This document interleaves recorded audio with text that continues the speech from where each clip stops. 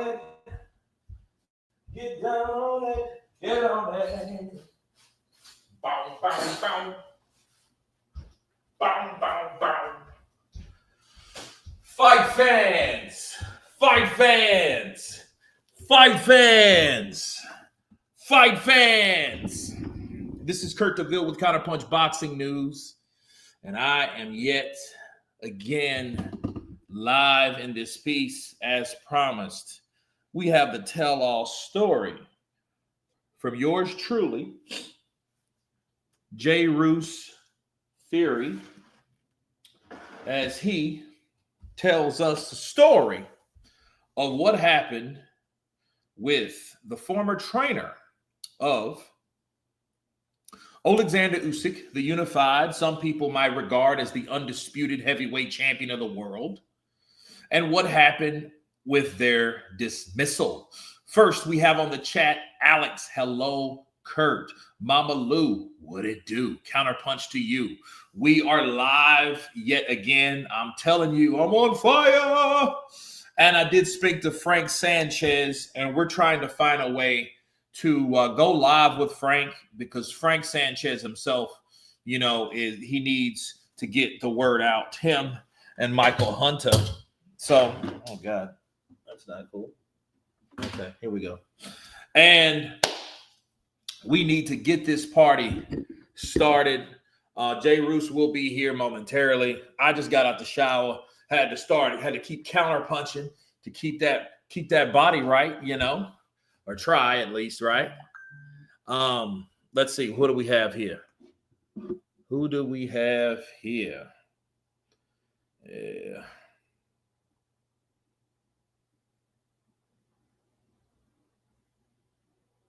Okay. We have Quan Big Guns in the building. Salute once again. Smash the like button, people. I don't know how many people are loving the liking or liking the loving, but hit that like button when you guys come in. Airzism in the building. Love you back, my brother. We are in this thing. Now, to give you guys a quick synopsis of what this live is about, I don't know how long ago, but my guy, Jay Roos, friend of the channel, Charlene, counterpunch to you, hey, had an interview with James Al Bashir. James Al Bashir was once upon a time the trainer of Oleksandr Usyk. And of course, Oleksandr Usyk to this day is still undefeated. And he stated that he is, in fact, he learned a lot from James L. Bashir, but then one day, hey, it was a no-go. And on that note, boom, we have Jay Roos in the building. Hold on a second, my brother. Let me get my deals in. I come prepared this time. I don't know why I didn't have these in before, but here you go.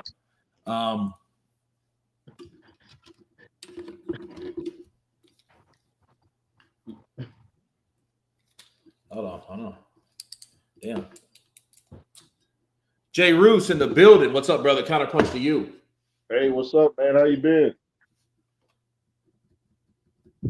Can you hear me? Can you hear me? Hold on. Let me get this right. Boom. All right. Here's the audio. Can you hear me? Can you hear me? You hear me? Mic check. 1, 2. You hear me? Hello. Testing. Test. No audio. Yeah, it should be working now. Let's see. Salute Quan.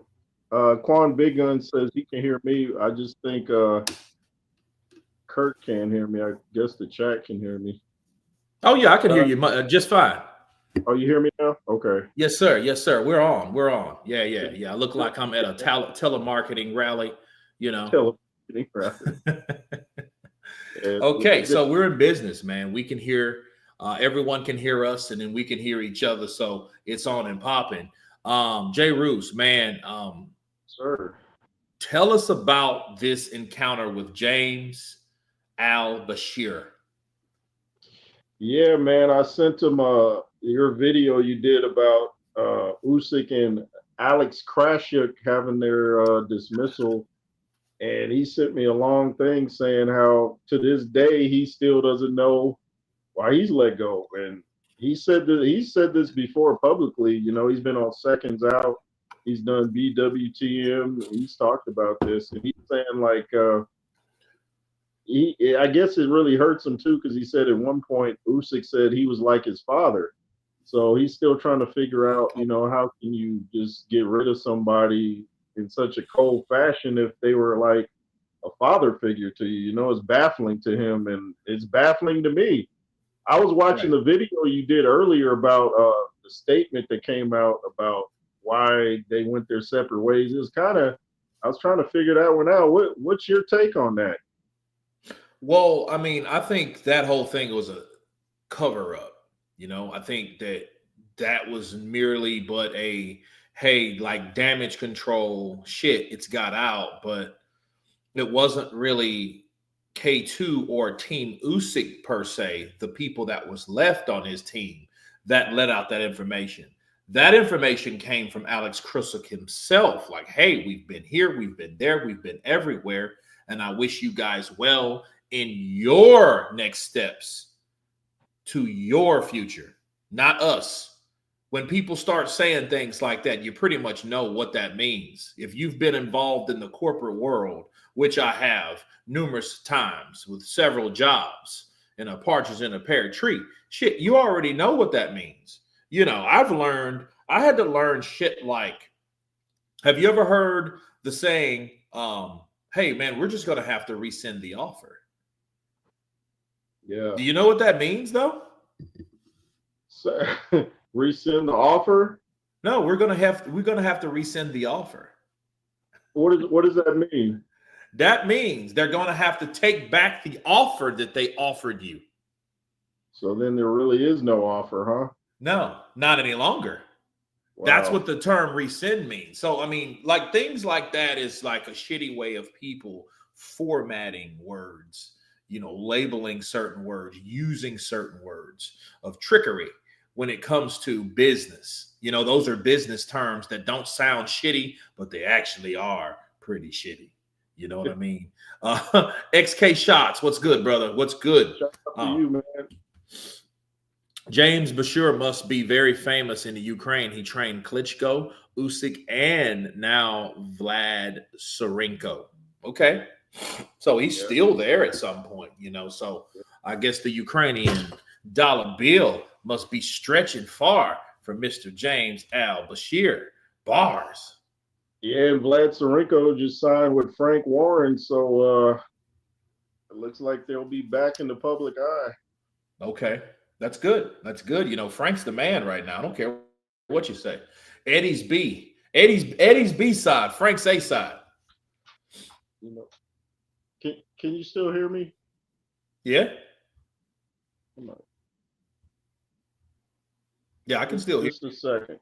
I'm gonna go out and come back in. My sound went out. All right.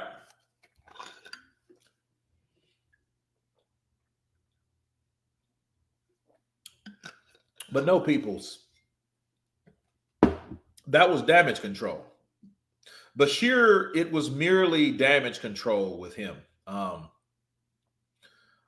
With the whole Alex Krashuk, I don't know if what they expected from him, but it was nothing disrespectful. It was nothing like they thought it, you know.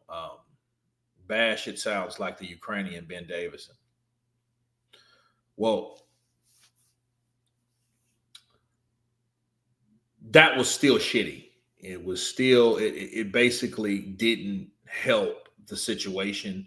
It didn't help us believe anything, or we didn't learn anything new. So what we know on Usyk didn't hurt. Usyk's still training St. Don. He's still training. Usyk is still doing his thing. I don't think it affects him physically at all. You know what I mean? I don't think mentally. So I think that's the major thing there.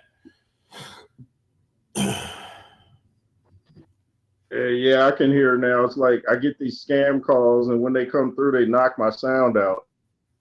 So I couldn't hear you. Yeah. Get like 800 of those a day. Oh yeah, that sucks, man. I had that issue, and yeah, I used to cuss them out and all that. It don't do you that good, man. Save the energy. You know what I mean? Yeah. So what did I miss? What you guys talking about? Not just the same, man. I was just chopping it up about what does this mean with Usyk now? Doesn't mean anything. Not that I'm concerned. Because Usyk, he's training, he's still training, and he's still doing his thing. But keep in mind though, if you go to Usyk's channel, I mean, well, not channel, but if you go to his Instagram, his social media, he was the one that, in fact, had a picture of him and Alexander Krusik hugging and stuff like that. You know what I mean? So it was a farewell type post. Do you think this have any effect on the outcome of the Daniel Dubois fight? Like, should you be having shakeups in the camp before such a major fight, or do you think he should have done this after the fight? Do you think it'll have any effect? Well, we got two scenarios. One, could it be, what is going on? Should it been done before the fight, or should it have been done after the fight? I say no, because for one, we don't know what the hell is going on. So I think it would be best if it is like a business issue. You cut that off. You cease the financial responsibilities of this guy. That if this guy or this particular manager, in his case, Krusuk, if he was demanding more money and you had an issue with money, you want to sever that right then. But like, look, pay you, brother. No hard feelings. Here's your money, but we're going to fire you now before this fight, before he gets paid. You see what I mean? Versus, after. Because then if it is, it would come off like chicken shit. Like, well, why would you wait? No, then that means he could probably take him to court, since they decided to, after the victory, if Usyk wins, or it don't matter if it wins or it loses, he's still going to have to get paid as a prize fighter. So I think they did that. If it is about money, if this is a Triple G versus Abel Sanchez issue, right? You'd want to cut that off before the fight happens. And I thought that was piss poor, because again, it's the same thing. Like you said, Al Bashir and Oleksandr Usyk, he looked at Bashir like a father figure. Because remember, how old was Usyk when he lost his daddy? When he in the Olympics, right? He became Olympic gold, and his dad died before he could get back to the Ukraine. Is that right? What was it that far back? I'm not sure actually. I don't know. We can ask Google real quick, because my understanding was Usyk, his dad said he loved him, and then he didn't see him again, and he died. So let's see when that was. Yeah. When did Oleksandr Usyk's father die? His father died in 2012, so that puts it right there with the Olympics. When he captured Olympic gold, it went hand in hand with his father's Wow. death. So yeah. Yeah, I was thinking it was more recent because I saw an interview with Usyk and he teared up and started crying. So I thought it was more recent than that. I didn't realize it was, because I think Bashir was let go in 2011. Okay. Yeah. Huh. He said he just won the WBO title. And then his services were no longer needed. Well, that doesn't make sense though, because if that's the case, that means you said in 2011. I believe so. So I don't know if mean, it's ill and he saw the handwriting on the wall, or yeah, it's kind of confusing if he got rid of him before that incident. Yeah, 2012 Olympics he died. Well, he wasn't pro yet then, right? Yeah, my timeline is all screwed up now. Yeah, I'm trying All right, to. well, let's see. Unless James, the years wrong when he might have got the years wrong when he texted me. All right, maybe that was the case. I mean, maybe he was working with him then, and then then later on it was like, okay, Yeah. okay. Well, here you go. Exclusive with Al Bashir, Alexander Usyk's former trainer from 2013 to 2017. So yeah, Oh, I guess he's talking about when they first got to. Maybe he's talking about they got together in 2011. yeah. Well, I know he was his trainer from 13 to 17. He might have knew him before then. So yeah, that might be the case. So my question is, because he was with Al Bashir from 13 to 17, and then at some point he got back with Papachenko. So I don't know. He was with Papachenko a while. Maybe he was there in the Olympics. Maybe he mentored him or coached him a bit in the Olympic trials and times or whatnot. But it is what it is. My question to you is, if he was a father figure and he received an email, right? I mean, how did that work? How did that happen? How did he explain it to you? Yeah, he said he just sent him an email basically saying that they were gonna move on, and it wasn't from unless he just left out some things. It wasn't very detailed. It was just basically that they're gonna go in a different direction type of thing. And that's why he's still kind of, I guess, a little bit hurt about it because he's trying to make it make sense. Like, how did I take you to the championship and then you're just kind of, cold about it? Because he said he used to tell everybody that someday Usyk would be heavyweight champion, and people laughed at him. He said, I told everybody, even when he was cruiserweight, he will be heavyweight champion. No one believed him. So he took a little bit, as we all would, somebody let go of me and I helped them get to where they are. I feel a little bit like, hey, what's up with that, man? Like, Yeah, about you that. would. I don't know, man. I think if that's what he called him, I would think, or you would think, he would have his personal number. You Oh know what yeah, I mean? It would have to be. There would be no way. Like for example, I train you, and it's like, oh man, Jay Roos, that's like my brother there. And then one day, you and your team decides, hey, we're gonna let Kurt go because you know what I mean. We're gonna let him go, and then I receive the email from your people or whatnot, not necessarily personally you. Well, yeah. me being a red blooded person myself, I'm going to contact you. I'm Yeah, not going to. I mean, sure, I could respond to their email, but I'm going to be like, okay, well, wait a minute, what the hell is this about?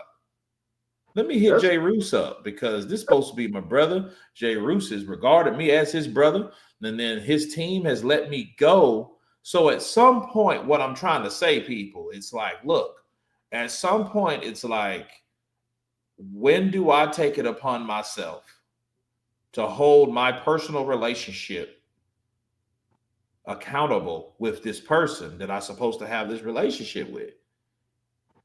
And yeah. so you apply that to James L. Bashir. James L. Bashir was like, okay, well, hey, you looked at me as a father figure. I got your number. Those are the questions that I would like, hey, man, did he reach out to Oleksandr Usyk? He just didn't respond. Did he do some bitch shit like that, some passiveness to that degree? Like he didn't even respond to it. You know what I mean? Because maybe he was instructed not to. And then if that's the case, it's like, well, damn, how close were we really? Was it just a business thing? Because if that's the case, what you're saying is, hey, he looked at him as a father, so they had some other relationship other than professional. That was a personal relationship they had together. So personally, it should have been like this. You know what I mean? Like, hey, well, I did talk to him personally. So he never mentioned that at all, that he's That talked to Usyk. what's funny that you said that? I was like, that's a great point. I don't know why I never thought to ask him that. Now I'm gonna ask him. I'll be like, did you call him? Did you try to Yeah. contact him? Why didn't you try to? I'm gonna ask him that because I've never heard his follow up to it. He just said he was kind of like, like, wow, how did he do that? But yeah, I would have just picked up the phone and been like, hey, like, did your people do this? Did you do it? Who's responsible? Like, and if your people did do it, why did you let them do it? You're supposed to be in charge. You're the boss. So, like, I would still hold Alexander Usyk responsible, even if his people said it. I've been like, hey, wait a minute. you're in charge. If you didn't want me to go, they would have had to follow suit. So I'm gonna ask him that. I don't know why I never thought to ask him that, but you made a good Well, yeah, I point. mean, it's just just kind of when you're thinking about any kind of personal relationship, especially when you have a person, you have a relationship between two people. When you have a relationship between two people, you have to question the relationship thereof. Like I've worked with people that I no longer professionally work with, but that don't mean I'm enemies with them. That don't mean Yeah, I'm gonna see him and like, oh, that's that motherfucker, and I'm not gonna talk to him again. You know what I mean? It's not that bad. You know what I mean? Maybe at the beginning it was, but over time goes, those type of things should heal if it was really no personal hard feelings. You yeah. know, so I mean, you got to keep in mind, you know, You, people you say things for certain reasons. You I, know, I'm going to say something that personally, what I think it may be. Don't know if there's any truth to it, but I think you know what it might be. It might be the fact that Usyk is a hardcore Christian, and James Bashir is a Muslim, and it may be that thing of Bible says a house divided against itself can't stand. So I don't know if that's what it is. It could be something simple like that, like hey, we're on two different pages. I don't know. Maybe he didn't want to talk about religion or something, but I kind of think that's what it might be, but I don't know. That's just my own take on maybe. it. I mean, I see. Maybe it's a good attempt, but I don't buy that shit because he knew that when he hired him. On top of that, if you got somebody like you know yeah, I mean Al Bashir, that's a Muslim name. I think he's probably fucking James Williams or something. You know what I mean? Before he changed it. You know what I mean? But Al Bashir is pretty much his like Bernard Hopkins, he didn't change his name. Mike Tyson changed it for a while. What was it? What is Mike Tyson's name? Wasn't it Malik or something? Uh, Shabash, right? Sabash. Yeah, it's something Sabash. But see, the thing about it is, I don't know if Usyk was a Christian at the time. He might have got deeper into the faith once he got involved, and then he might have started reading the Bible and been like, wait a minute. Like, I don't know how deep he is into Christianity when they first met. Yeah, So that's interesting. That's an interesting take, Jay Roos, because you remember, like, if you guys can remember, Oleksandr Usyk wasn't always this humble dude. He was that dude with that little ponytail on top, the little skinny, little, kind of froggy looking guy. He right, was real cocky as shit. And in right. fact, Oleksandr Usyk was on a Ukrainian talk show. I don't know if you saw it, but I did a video on it years back where he called out both Klitschko's. He called him Vitaly out and he called Vlad out. And they were kind of like, what the fuck is wrong with this kid? You know what I mean? They were looking like, they tried to play it off, but no, he was like, nah, as I get up in the rankings, I just want to know when we going to fight, when you going to give me the opportunity so I can get in that ass. That's what Usyk was doing back then. And this was probably about 2010, 2011. So But you see, can tell he was probably he was in the cruiserweight division. yeah, You could tell he was young as shit. He wasn't this guy now, but yeah, he admitted that he was that type of way, yeah. just cocky and what I mean, a bit arrogant at that time. Absolutely, Right. you know. Yeah, so there might have been a shift. He might have got more into the family and started reading scripture, and then maybe James tried to convert him, like James converted Big Baby Miller. He's responsible for him becoming a Muslim.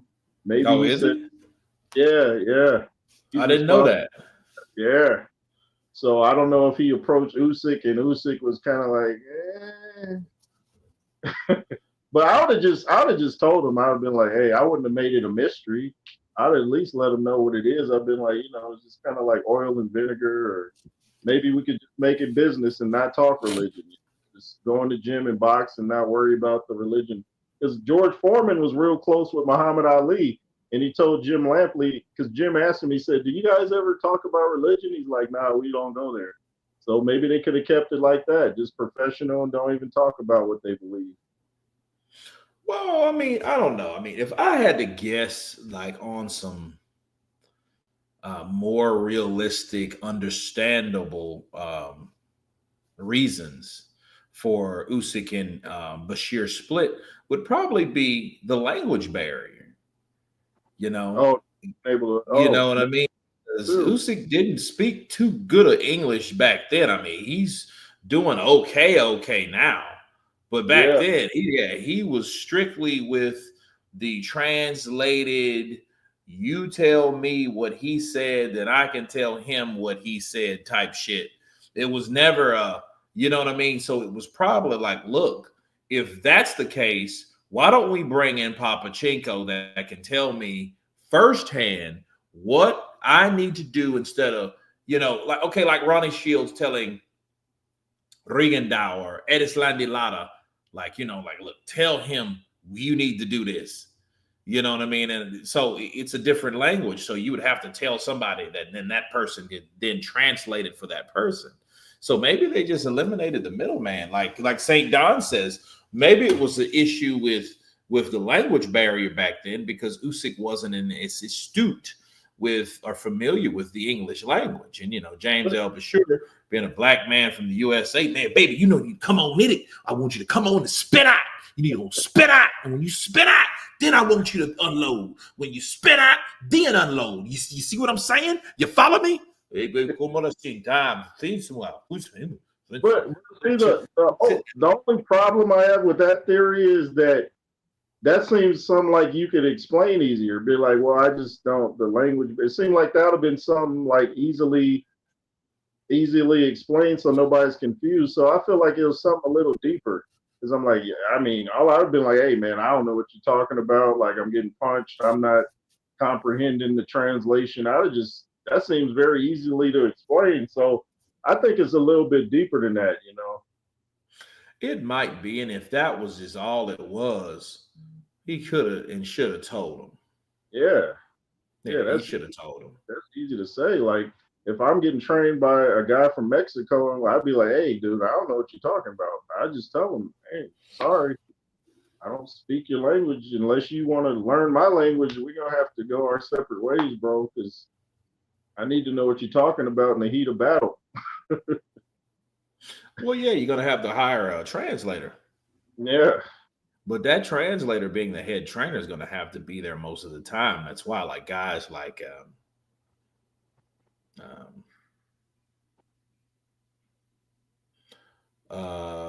Frank Sanchez, Edislandi Lara, Guerrero Rigendow. That's why a lot of those guys you don't see them in Mayweather. Rigendow was at Mayweather gym a while. He was training with Roger for a minute.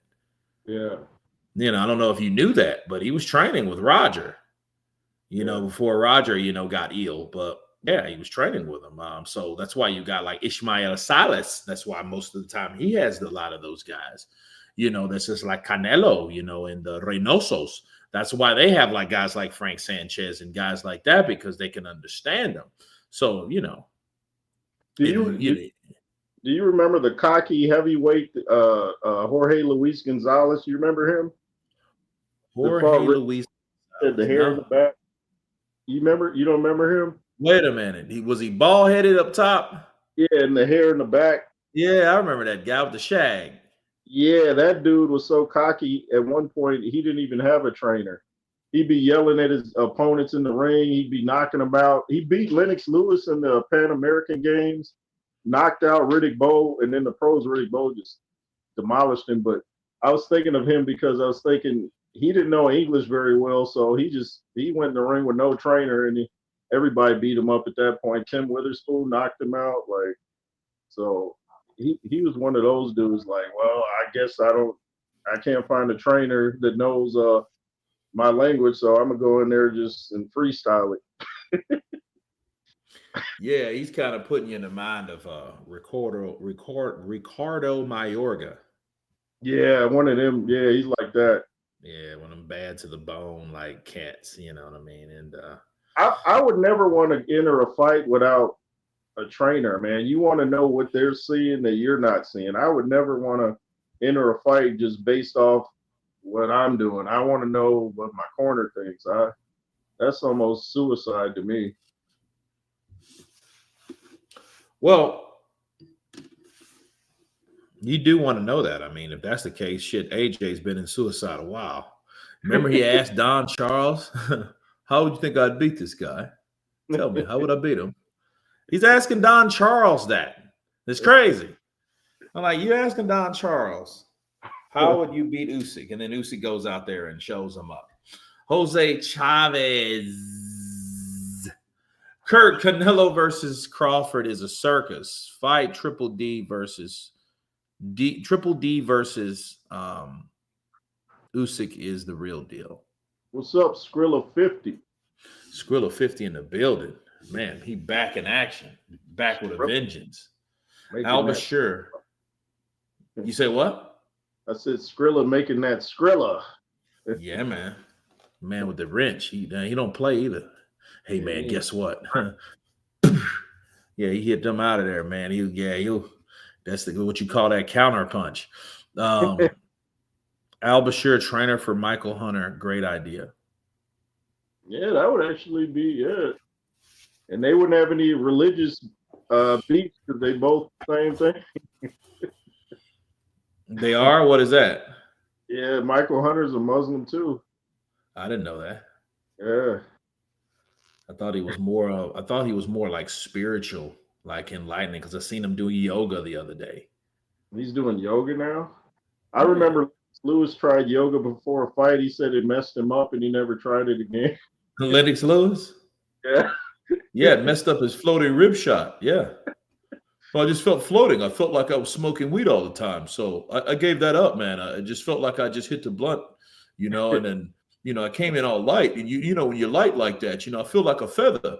I'm a hard, big guy, I'm 18 stone. So I can't be coming in there like a feather, man. I can't do that, man. I messed up my floating rib shot, man. I can't come in there soft. Yeah. I can't come in there like I'm gay. I'm not gay. Big up. Big up.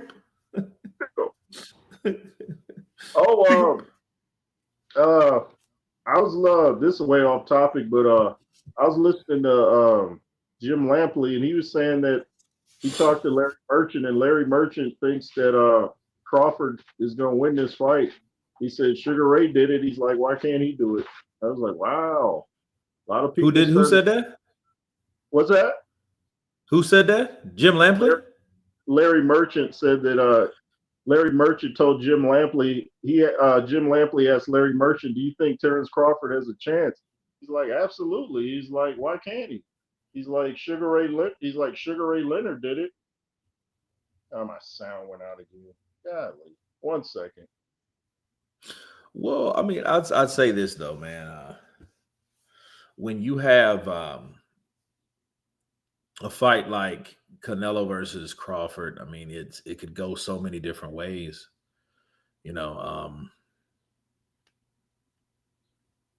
I hope something's definite. I hope something happens in the fight that shows us a clear winner, like that shows us all a clear winner, not people that decide to pick sides. Because what happens is if there's enough argument in a fight that's pretty decent, you'll never really get a true unbiased decision on who you felt won. Yeah. School of 50. I was thinking that myself when he mentioned it. It's a surprise to me to hear Larry Merchant's 90-year-old ass talk about some black fighter, winning over someone that's a non-black fighter. I mean, Wilder Malik split. I don't know. I don't think so, Alex. I don't think that they're I know they're not as close.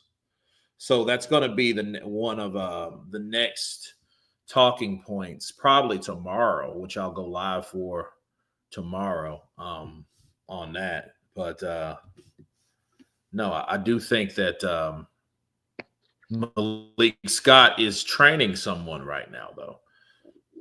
And I don't think he's with Deontay, but I don't think that he's split from Deontay. Because if you look at his social media, he's all over the place training fighters in different countries. And I don't think that he's in that new state-of-the-art gym that Deontay Wilder made or got, remodeled.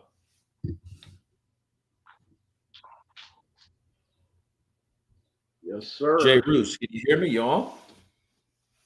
Yeah, got another scam call. I don't know why. I think you can still hear me when they come in, but I can't hear anything. It's like once I see scam, it just knocks all the sound. I can't hear nothing. Do you have your, what are you using your phone? Yeah, and I have it on Do Not Disturb too, but it still somehow knocks off the sound. I don't A know. little That's frustrating. crazy. Yeah. Hunter needs someone to make him fighter trainer irrelevant until that happens. I don't know who his trainer is. I mean, I hope he gets a good one because he needs to win this fight in August. He needs to win this fight in August, and he needs to come on. In fact, let me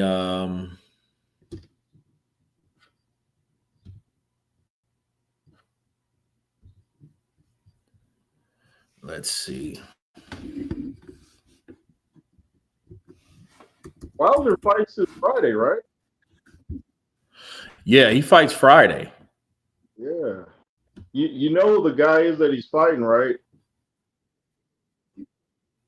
Herndon, Tyrell Herndon. Yeah, you remember what he's famous for?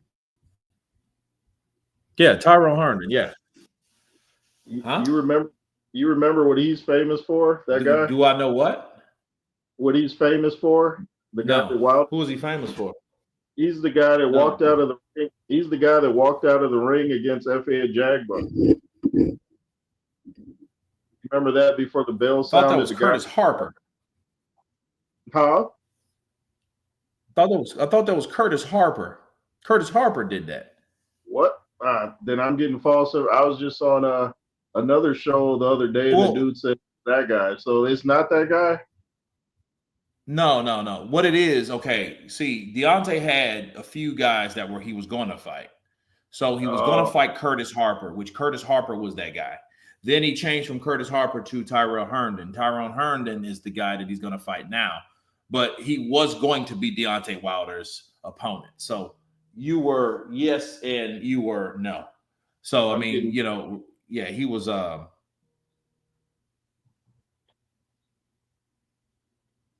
don't know anything about this guy that he's fighting. Though. Hopefully he puts up a fight. no, me neither. It's all good. Yeah. I think the general consensus is Crawford wins. Should do a poll. Yeah, I've already done a poll. I've done a poll on the community of who will win or not, and shit, about 60 some odd percent says Crawford's going to spank that ass. So a lot of people are sure on Crawford these days. So I guess that has to be. Yeah, Curtis Harper's the guy who walked out of the Jogba. He also pulled out of the Wilder fight. Oh, so shit, he did both. Well, Big brother and little brother. He did. He was like, man, I ain't fighting none of these dudes. I don't wow, want none. I don't need none. that's crazy. Mm-hmm. You you watched you did a video about the GOAT podcast that Terrence Crawford and Canelo on. You did that video, right? Oh, Were you? yeah. I did actually. I was looking at Terrence Crawford's legs. He has huge legs, man. So I'm like, maybe Canelo's bigger in the Right, neck. right. Crawford's legs look kind of meaty there. Hold on, just a second, man. Hold on, just a second.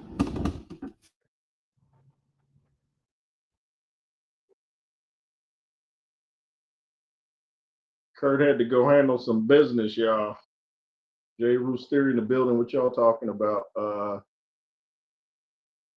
It says Quan Big Guns. St. Don says Bud won't knock Canelo out. He will win on points.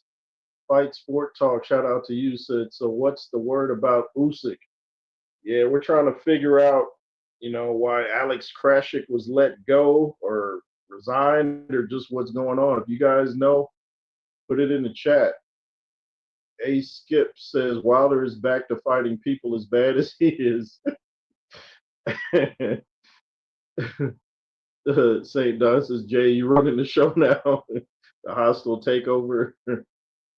Shout out to you, Yeah, Jay St. Russo, Don. yeah, holding the show. He pulling Uncle C. He's like, you know what? I got this now. So all you guys go to Jay Roos, hit the like button, hit the bell icon, and we're gonna take it from here. Wilder is back to fighting people as bad as he is. I mean, here's the thing about Wilder, man. Let me tell you guys about Wilder. Wilder was a guy that he is,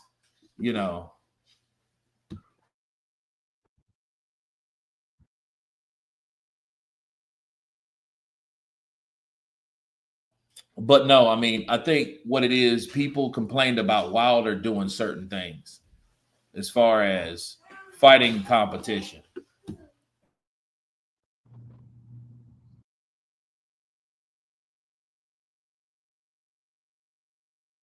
So people complained about the opposition, and when he steps up in opposition, he loses. But then people like, okay, well, hey, what's going on? Well, he stepped up in opposition.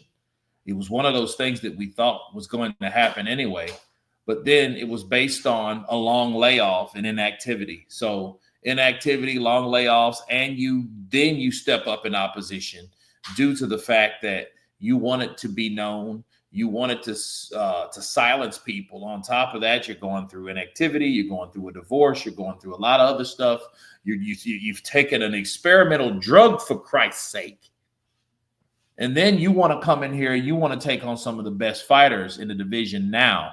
It's going to be kind of hard for you. And I think people should take that into consideration. Now, here's the bad thing. Bad thing about Wilder is he made 101 excuses on why he lost ever. So people look at that and they're like, you know what? We're sick of your excuses. Yeah. But I didn't give you excuses that maybe he did use them. I don't know if he used them or not. I just know these are actually legitimate things that come into play when you do fight, and you don't fight actively, and you're fighting people that can knock your head off, that could actually fight. So yeah, it would probably be later. Crawford is no mug. Crawford beat an alcoholic with vision loss. Who's the alcoholic with vision loss? Who's that? About Spence, I guess. Nobody was talking about the car crash and nothing like that till after he got beat. Then it was, he was damaged from the car crash. Wasn't nobody saying that before that fight. They're like, Spence is too big. Now he's an alcoholic with vision loss. Come on, y'all.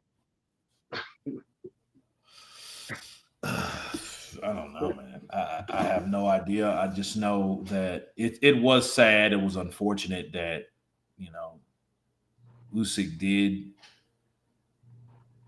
have that car wreck. But you have to understand something, too. The dude could have been paralyzed. He could have been dead. He could have been, you know what I mean? Bro, he could have been 6 feet under. He could have been crippled from the neck down. He could have not walked again.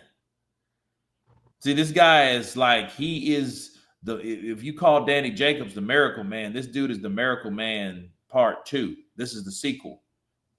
Yeah.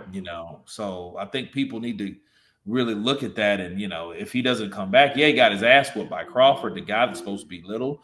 The guy, now it makes sense about Crawford people talked about his skin color. In fact, before that fight, they talked about, oh man, Crawford, he ain't as marketable because he's dark skinned. Did you hear about this shit? I heard that. I thought that was crazy. I was like, oh, 25, and we're gonna talk about we can't market this guy because of his skin color. Like, bro, really? Yeah. Now let's talk about this fight with Canelo. Might be the biggest ever. So Canelo's not selling it by himself. Terrence Crawford is in it. Terrence Crawford is the reason people want to see the fight. So. Yeah, I mean, nonsense. Somebody said that. Where'd it go? It said Canelo beat an alcoholic with vision loss too. Kovalev. Yeah, I mean, I heard Kovalev was a drunk. He liked drinking that vodka.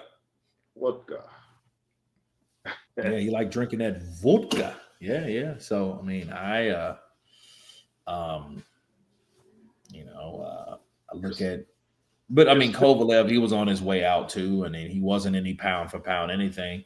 That wasn't the Kovalev that fought Andre Ward. It wasn't any of that. So I don't get though. Crawford. Oh, I'm sorry. Go ahead. Mhm. No, go ahead. No, I was gonna say if people were trying to act like Spence was damaged goods when he fought Crawford, how come he hadn't lost? He had like 2 or 3 fights after his car crash and won them all. So I'm not buying the well he was he was still dazed. Nah, and he had a car crash. Even if that shows a lack of discipline too. Why are you driving a car 100 miles an hour and drinking? Like I say, you got to live like a fighter outside the ring and inside the ring. So you can't fault Terrence Crawford because the other guy has a lack of discipline. That ain't his fault. He just beat the guy they put in front of him. Can't fault Terrence Crawford for doing what he's supposed to do. I mean, that's true, Jay Roos, but I mean, you have to take into consideration why did he drive his car like that? He was drunk. That's why. Yeah, He was yeah, drunk. yep, And because he was drunk, I mean, like yep. when people drive, I mean, because you don't drink, do you? You don't drink at all, do you? Who me? No, no. Yeah. Just water. See, well, yeah, yeah, yeah. So what happens if anybody on the chat, if you can empathize with anybody that drinks, you imagine yourself as Errol Spence. Now, if he did have a drinking problem, that just makes it worse. But just say he was out partying, which whatever. I mean, a lot of boxers drank and did a lot of other stuff they had no business doing, being athletes, but they didn't stop them from doing it. Who's going to tell a boxer to stop doing whatever they're going to do?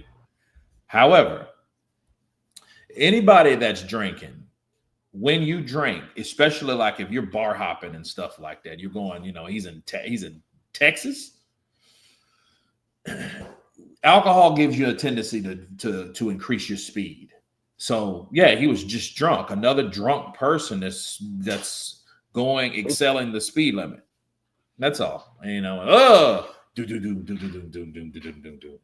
And I mean, the thing is, I don't know how wasted he was, but if he was that gone, that alcohol probably helped him. Yeah, he lost it. I think he lost every tooth in his mouth. Yeah, I think all of his teeth were shattered. But Wow. I mean, that's why he had all these are porcelains. Those are not his real teeth. Those are Mr. Ed teeth. Yeah. Yeah. he got that Mr. Ed special. So This yeah, might they're all porcelain. be off topic, but doesn't Michael B. Jordan have the same thing? I always look at his something ain't right. Like it looks like a mouthpiece. Yeah, all those guys now they got like Lanier's, him, Denzel Washington. You seen Denzel as a kid, bro? Buck, Gap. Yeah. Yeah. He had a jacked up grill. So yeah, they got all that fixed. That was all, you know what I mean? Jennifer So Lopez, too. I saw a Jennifer Lopez photo from before. really, J-Lo. Yeah, she had some suspect chiclets going on. I'm just putting them all on blast, huh? Yeah, that's crazy. Yeah, look at Bud even crashed when he drove him. He didn't even crash when he drove himself to the hospital after he got shot. Yeah, he drove himself. Yeah, that's crazy. Errol was straight up alcoholic. He literally drinks Henny in his coffee. Damn. Yeah. You know what it is? A lot of these fighters can't take the pressure of the big moments, so they do ways to Teddy Atlas talks about that all the time. Some fighters just kind of sabotage themselves before the fight, so then they'll have an excuse like, "Oh, well, I didn't train hard," or a lot of these guys can't take the pressure. Fighting is like no other sport. In football, you got your teammates to rely on, you got your coaches. Boxing is just you in there, and if you look crazy or you get embarrassed or humiliated, you gotta chalk it up to the game. A lot of these guys can't handle the pressure. I think Spence can't handle the pressure. Mm. Well, I mean, Spence. I mean, I just think he partied, with Adrian Broner. He was hanging out with Broner and Tank Davis and the Charlos. Bro, that was a circle for disaster. Them cats got lit. Yeah, those dudes got lit. I mean, you could tell they were all drunk, dropping their cell phones and stuff. People taking pictures of them. You know what I mean? They're all wasted and they don't care because they're all rich and you know what I mean? They got money and you think about it. You think you're untouchable, but at the same time, it's like there would be no way. That's why it has to be the alcohol. Because only alcohol makes you do something that dumb. I can drive, give me the keys. Yeah. And it's like, dude, I learned my lesson about that, man. I mean, but the way things are now, there would be and should have been no reason why Errol the True Spence should have been driving anywhere. What Errol Spence should have done, Errol Spence, he should have got rehab. But understand, maybe, just maybe, he would have drank himself in a worse state. Maybe he would have been in a situation where it would have cost him his life. Sometimes these breakdowns are breakthroughs. So Errol Spence, I think he's where he needs to be. He probably smokes a lot of weed. Now, I smoke bud. Now, I couldn't smoke bud, so I smoke bud. So that relieves me and that makes me calm because I don't drink no more, man. I just grow my own stuff on my land. When you use the cow patties, you can make good manure and have some good strong weed. And I like to smoke the homegrown, all organic, man. Yes, sir. That's what I do. Mean, a lot of people look at Mike Tyson. Mike Tyson, I just smoke. I don't do coke. I don't drink no more. I just smoke a little weed. That's why I have my weed farms, and it's therapeutic for you. So, I just drink. It keeps me calm. It keeps me from getting angry because it keeps me from getting angry because I sometimes I get angry. I don't get frustrated. So I just roll me a doobie and smoke, and I feel nice and harmony, and I feel natural. So all them cats. He go on Joe Rogan. Joe Rogan's down here in Austin. You got this is pretty good. Yeah, it's pretty good stuff. This is better than the edibles with me and Holyfield we got together. And it's crazy. It's crazy. Those cats, they get wasted and they and Spence might be one of those new reform potheads. Yeah. Yes. Y'all didn't even know we had Mike Tyson on the show today, y'all. See, we got Tyson in the house. Mike Tyson might come on here and be like, "Wait, let me tell you, I want to bring you something. I just want to talk to you. Where's your address?" What's your address? You want my address, Mike? I just want your address. I just want to talk to you. I just want to talk to you real quick. No, I might want to beat you up. I'm good, Mike.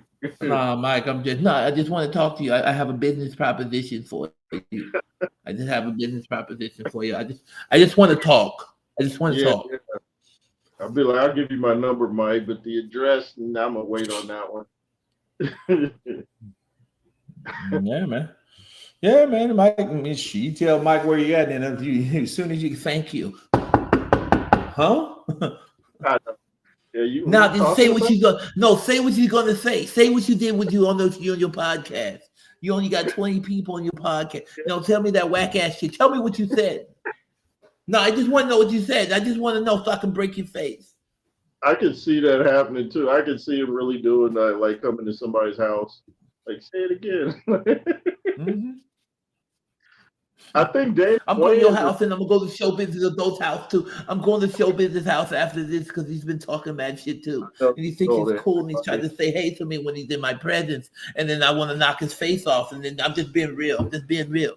I'm like, oh, man. He did that to either Damon Wayans or Keenan said he saw him somewhere and they had imitated him. Like, hey, do it again. Yeah, joke, Mike. That's all it was. No, you just don't joke around with people and everything because people have feelings.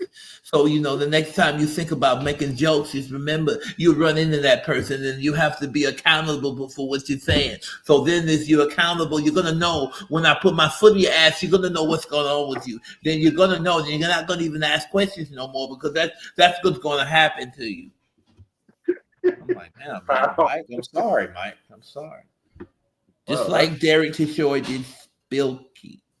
He did Spilky. wow. Can you imagine that off Derek Chisora, Mike Tyson?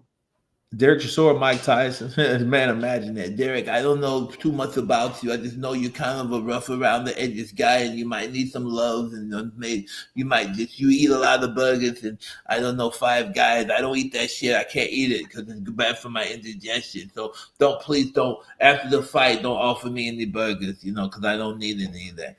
Well, Mike, I just tell you, you're a pretty good fighter. I looked up to you. A lot of people thought that you were just this crazy guy. I'm crazy too. So a lot of people thought that I was like a poor man to you.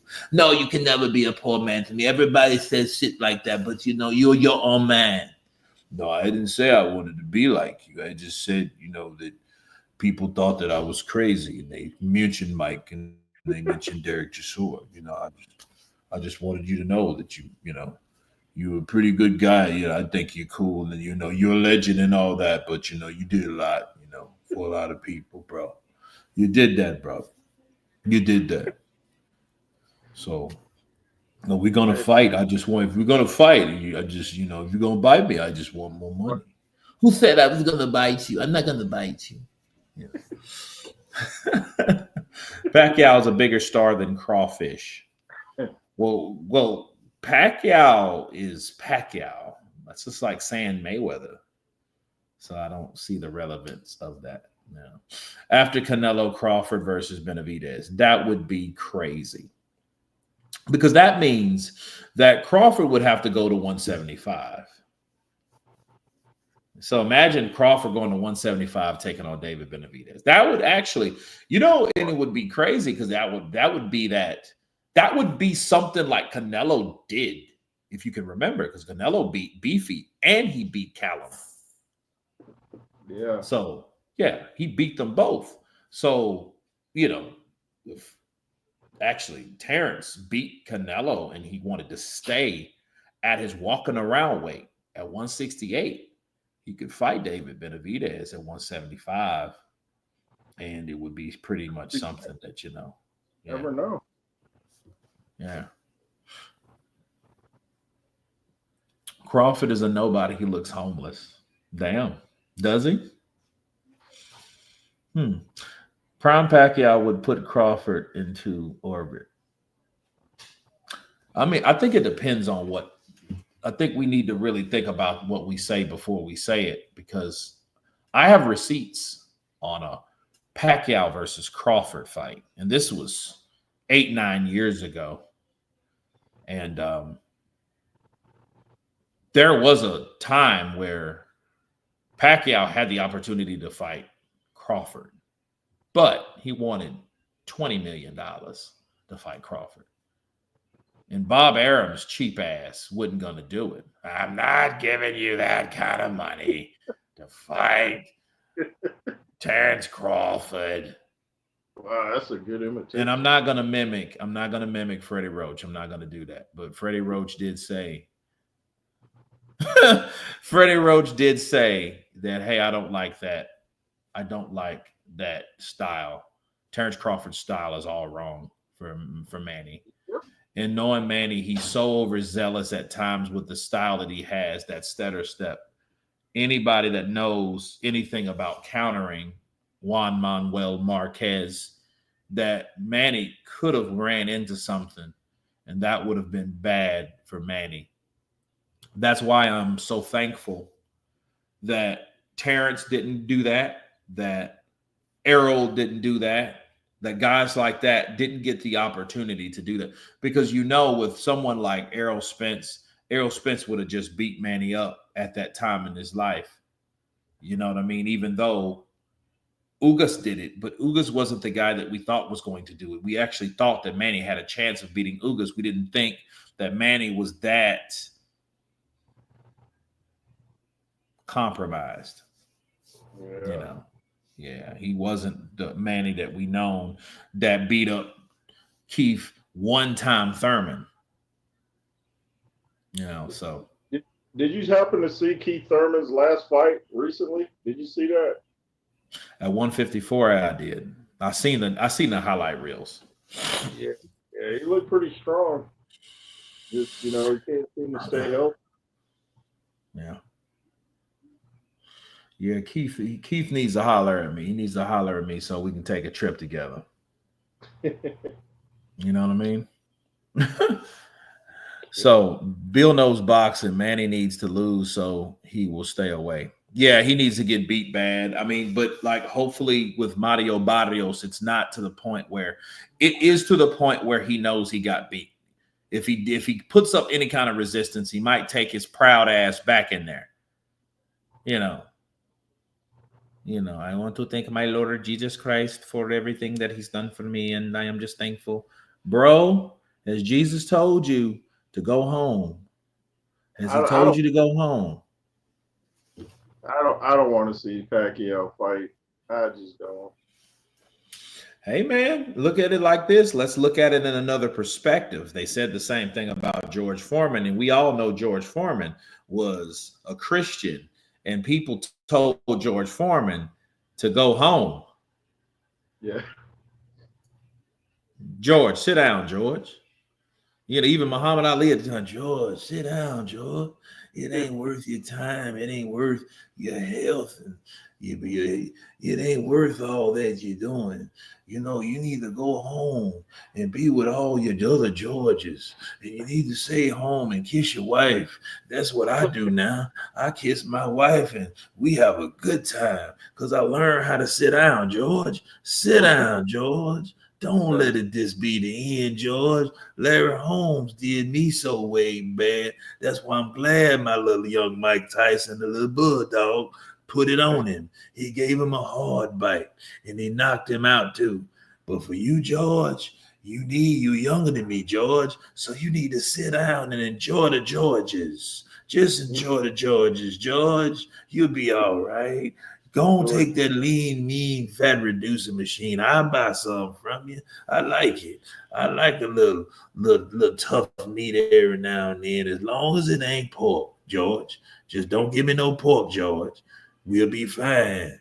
So go on back home, George. Don't fight Michael Moore. Don't fight Holyfield. And stay away from Mike Tyson. That man'll hurt you. He hit Larry Holmes so hard that I felt it outside the ring and I'm in the first row.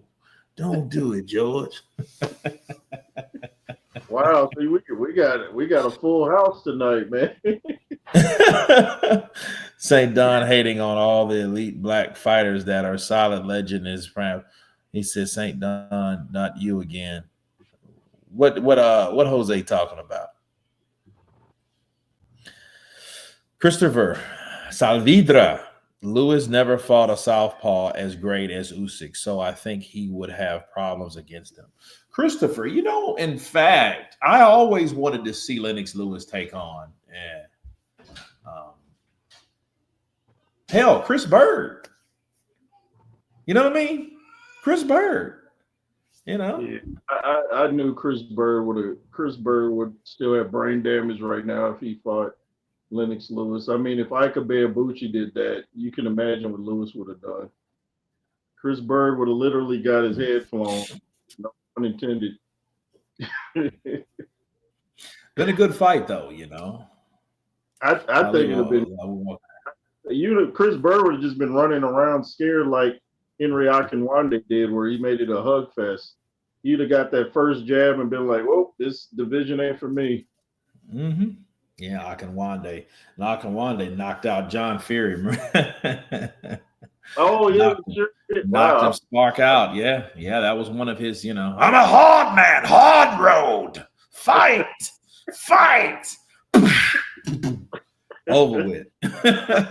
All about that dude. They sure did fight. Wow. Skrilla, I'm a human. I don't cry about color. St. Don said it's racist to say Lennox would KO Usyk. What a deluded fool. Why would it be racist to say that? It would be racist to only say the reason that he would only knock him out is because of the color of his skin. Now, that would be racist. I want to see Keith Thurman fight Tim Tszyu. You know what, Marlon Thornell? I would like to see that too. Bars. Yeah, right. Yeah. Because that's the fight that actually is supposed to happen. Keith Thurman versus Tim Tszyu was supposed to happen, and then Keith, with his one-time, always injury-having ass, pulled out of the fight. That's the most injured man of all creation. Keith one time, Keith all the time injured Thurman. He stays, bro. He's always injured. No, my wrist. I needed to fix my wrist because I flickered it too hard in training camp. So, I had to get it prepared. So I had to pull out the fight. I'm like, dude, you must owe doctors somewhere. Have you paid all your bills? Because that's a lot of, them surgeries expensive, man. I'm starting to wonder, are he and Dillian White trying to battle to see who can pull out of the most fights? Like, now I got you by one. I pulled out of more than you, Keith. Like, dude, y'all keep pulling out of fights, man. I'm sick of that. Yeah, man. St. Don accusing everyone are racist. Lennox is one of my favorite fighters. Quan is a racist shit cunt. You guys are going hard in the trenches. Damn. One chance for Lennox Lewis punch because Usyk winner points. He ain't fought a Lennox Lewis either, bro. We talk about that. We ain't fought a southpaw, but man, Lennox Lewis. I don't personally like. It ain't that. I just didn't like him. I didn't like Lennox Lewis growing up. I mean, I respect him as a fighter and all. I just didn't like him growing up. We were the exact opposite. That was my dude. I love it because I thought if I was fighting, his personality would have fit I would have been like him, like quiet and funny when I had to be, and just go in there and hammer everybody. I was like, I liked him first time I saw him on Tuesday Night Fights. He knocked out a guy named Mike Dixon in 4 rounds. I was like, I like this dude. And I started following his career. And when I told people he'd knock out Razor Ruddock too, and he did that. Told him he'd knock out Mike Tyson. They're like, you're crazy. He did that. So, I don't know, man. Lennox Lewis. I mean, everybody that I wanted him to get beat by, he beat. Mike Tyson, David Tua. Man, you should have seen me when Rockman knocked him out. I was so happy. Oh yeah, I was happy, man. Yeah. I had my kid at the time. She was like, yeah. I never would have guessed they'd end up friends, man. They're friends now. I was like, wow. I don't know. Do you ever remember listening to a radio sports show back in the day, the Jim Rome show? Did you ever listen to that? I did not. Lennox Lewis was a regular on there as a guy from LA. And Lennox Lewis used to be on there, hilarious, man. He kept saying Riddick Bowe had a yellow stripe on his belly, and they call him Chicken Bowe. Dude, it was hilarious. He used to just come on. I wonder if I can find them shows on YouTube, but probably, man. I mean, if somebody uploaded them, that's why I'm never against anything that you see that may not be on YouTube that you can post on YouTube. Post it on YouTube, man. It's things on YouTube that you probably couldn't even find, like certain shows that some shows that you can't, like Vanishing Sun with Russell Wong. You remember that? No. Yeah, man. Russell Wong, the guy from New Jack City, the Asian guy. Oh, the guy from Romeo Must Die. He was a bad guy in Romeo Must Die. He played in the Mummy King, is it? Nah. Oh, I know who you're talking about. The Mummy Returns. Yeah. Wow. Yeah, dude. Yeah, dude. I don't see Usyk losing to Rockman or McCall. Them some big dudes, though, man. You gotta understand, those guys like that, they're pretty elusive. Pretty elusive, man.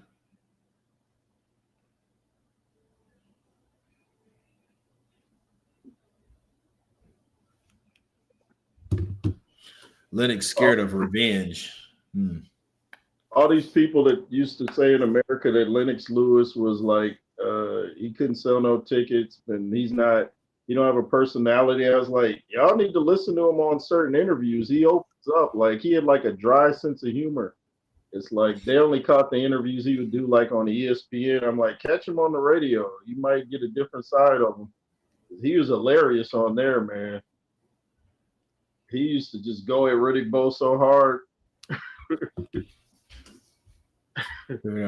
Well, that was him and Riddick Bowe, and they should have fought. And I think the issue is, they had a lot of energy. They should have just let go in the ring and let a fight happen. And, it didn't happen. Yeah, because Bowe lost. They both lost before they were about to fight. Lennox Lewis lost to McCall, and Bowe, I think, lost to I don't know if it was Galata or Holyfield, one of them. But they both lost before they were about to fight, or Tommy Morrison. Something happened. Might be getting my timeline mixed up again, but even if fighters lose, I still want to see them fight. But like AJ and Deontay, they both lost, but I still doesn't have the same prestige. But I still would like to see it before they both call it a day. Well, I am glad. that fighters got to fight eventually. That's why I'm so relieved that Conor Benn got to fight Chris Eubank Jr. Because if and they're actually talking about fighting again.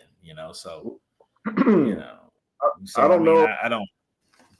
I don't know if Chris Eubank can do it. He had to get so deep, like almost skeleton-like for that fight. They might. I might have to go with Conor in the rematch, man. Yeah, Conor should have calmed down and let his punches sway and flow, because he was trying too much to knock out. And then Chris, what people didn't understand, Chris was suffering from dehydration. That's why he stayed in the hospital so long. So yeah.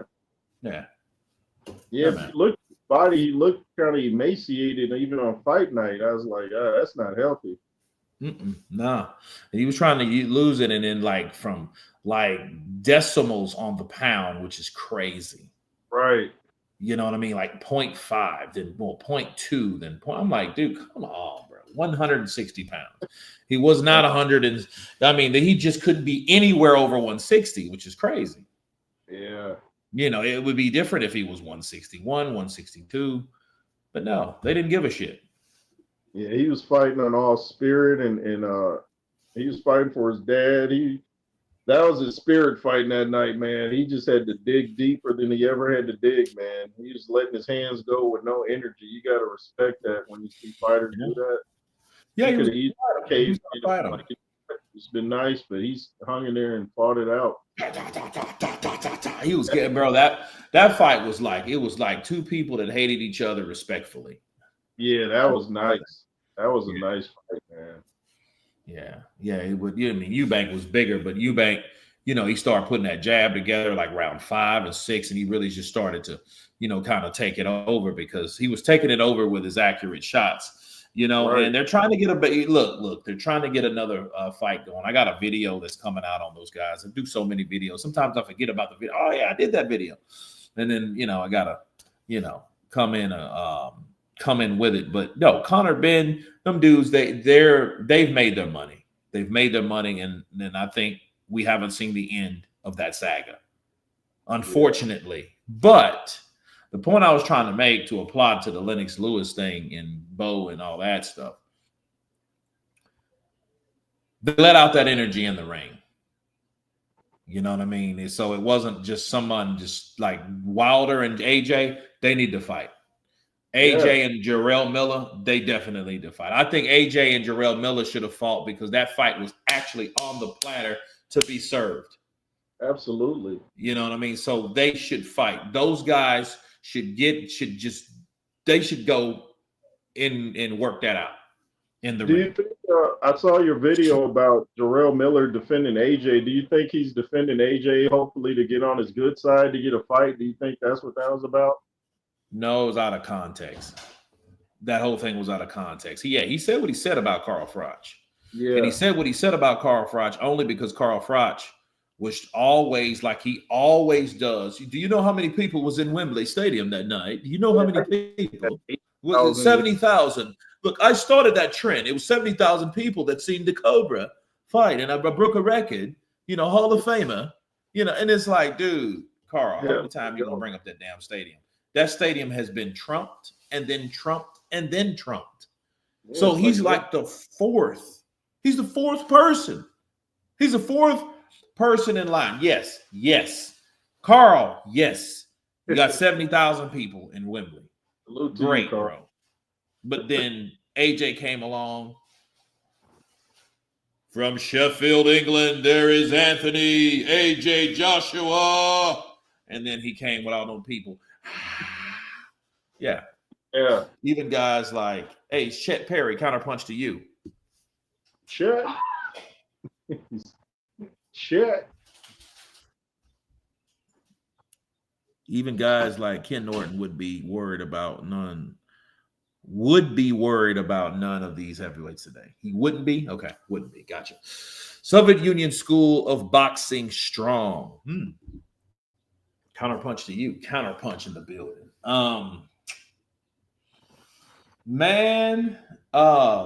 But yeah, these guys should fight. But no, back to Jarrell Miller to answer that question.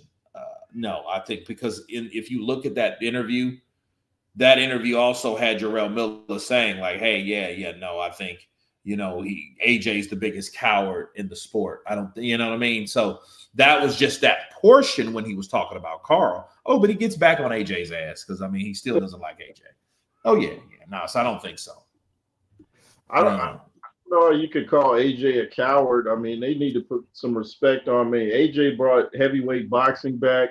Sure, he's got losses and he might panic in the ring, but he at least has the heart to get in there with these dudes. His resume is better than yours, Mr. Miller. So, what are you talking about? You can't be a coward and have a good resume.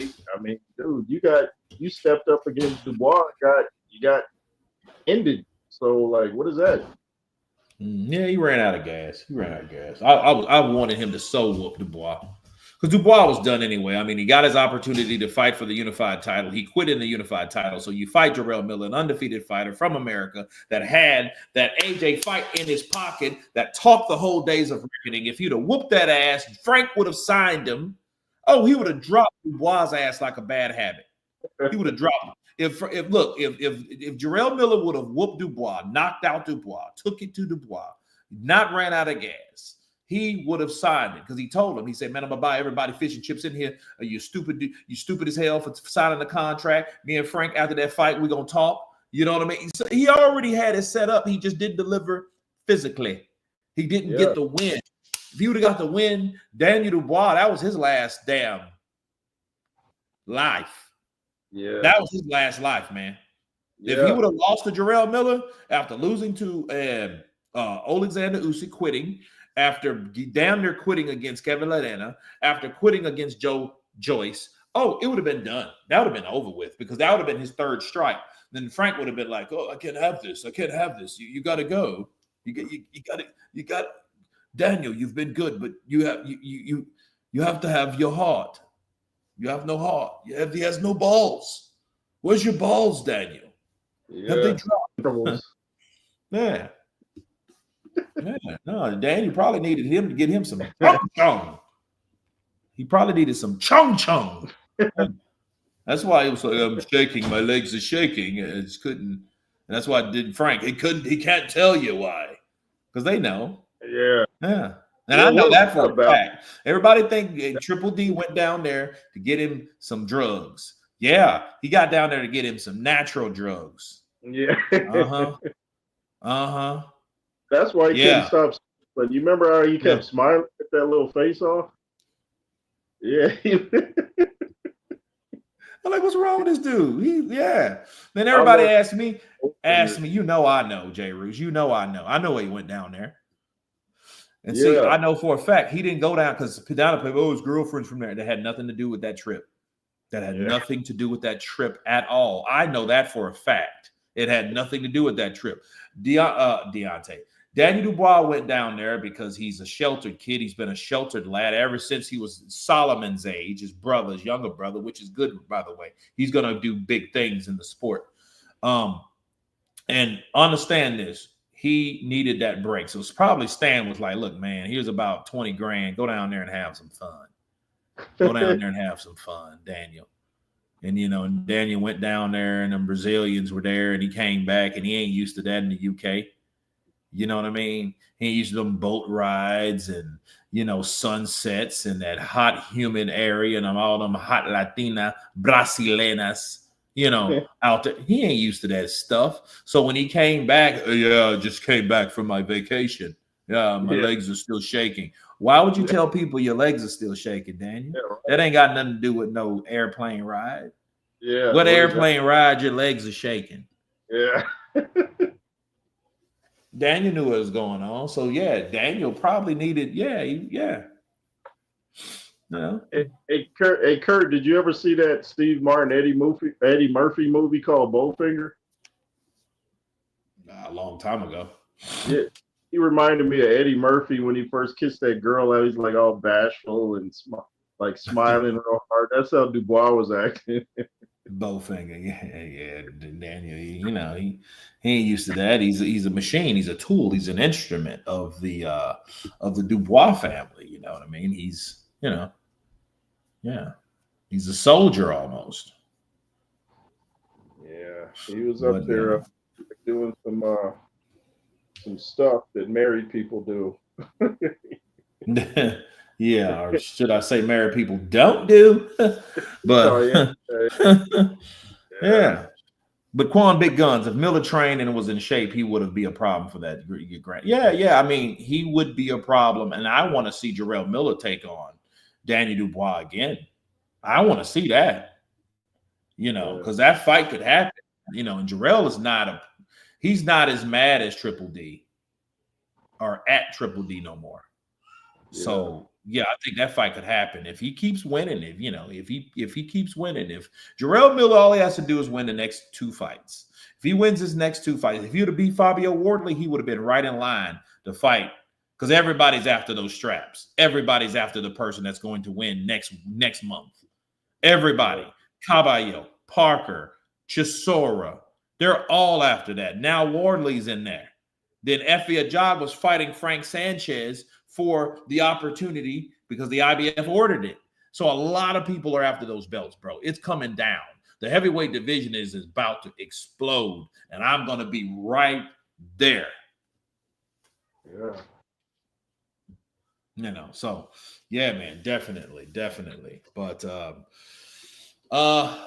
Bashir, I would. So I guess will turn into a 2-part, because you have to get with your man Bashir and ask him about some stuff that you need to ask him to formulate. Then we can come back, or we can go to your platform and we can go on over there and congregate, so we can see what he had to say to you in regards of that issue, because I think it's more than one side of the story, and I think that side of the story needs to be revealed as well. So we need to see what's going on with him. I'm going to jump off here. I got to do some more work. Love you guys. Appreciate you once again, 2 times in a row. Jay Roos Theory in the building, coming in with his theories and his knowledge himself. But until then, guys, stay tuned for part 2 with James L. Bashir coming in for sure, with my man Jay Roos in the building, the man that knows the man that we are discussing today with the plan. Bars. But you guys be good, be blessed, and everyone has been counterpunched. Peace.